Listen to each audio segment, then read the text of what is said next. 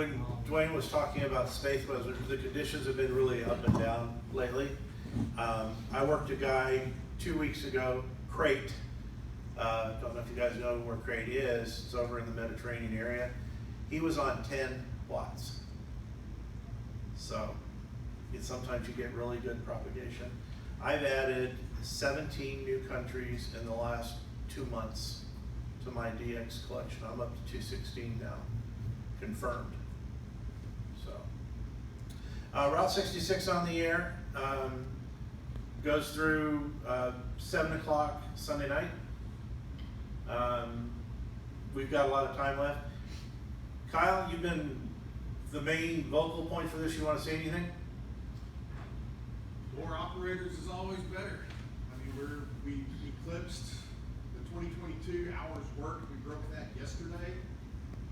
Starting to see QSR rates are starting to fall off a little bit, but there's still plenty of time to get on the air and work, especially on the weekend. It's like there's nothing like having guys getting close to getting the sweep of all 20 stations. So we still need to have guys on the air. If anybody wants to do this, come see me or Tom.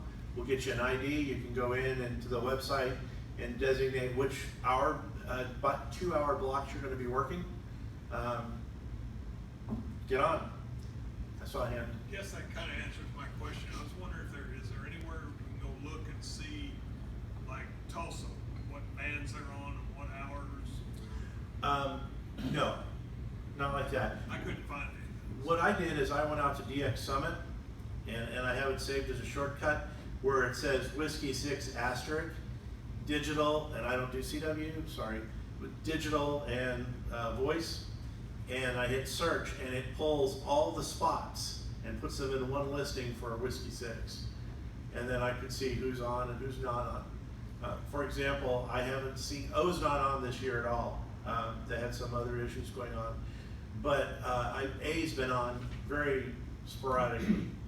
And A's normally one I get the first day I try. So I got everybody last year except Tulsa, you know, and I'm like, so this year, I don't care if I get anybody else, I want Tulsa. Yeah, Tulsa was on 20 meters the first part of the week. They were spotted on 20 meters, but you know, 20 meter propagation in Oklahoma kind of sucks. Yeah. So, yeah, Kyle. I was going to say, there's a website called hamalert.org. Heard of that?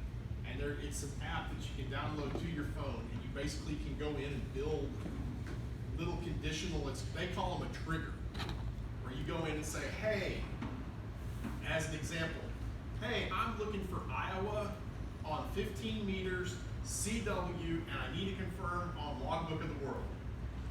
And whenever it scrubs for CW, it does reverse beacon. For FT8, I don't know. For sideband, it scrubs the various clusters.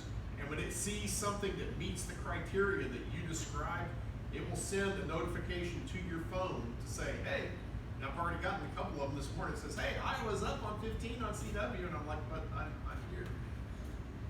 It's a great tool for chasing stations for a special event like this, or if you're just looking for that final couple of states you need, Hamalert is where it's at.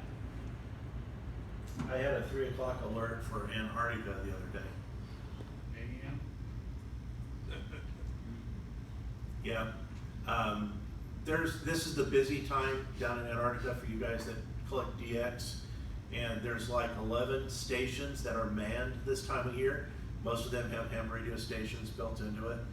And the one I actually got the alert on was an Argentinian working a international station down there on the ice shelf. So, yes, sir. Yes, here's a copy of what our QSL cards are going to look like this year. I'll put it on the back table. Okay. We try to, Bill is our resident artist for the card. We try to pick iconic things from Route 66, like the Blue Whale or Pops, and this year it's the Round Barn up at Arcadia. So, Parks on the Air is activated due to the efforts of Kyle, and Kyle has all the documentation. If you're going to do a POTA activation, in addition to Whiskey 6 Kilo, see Kyle.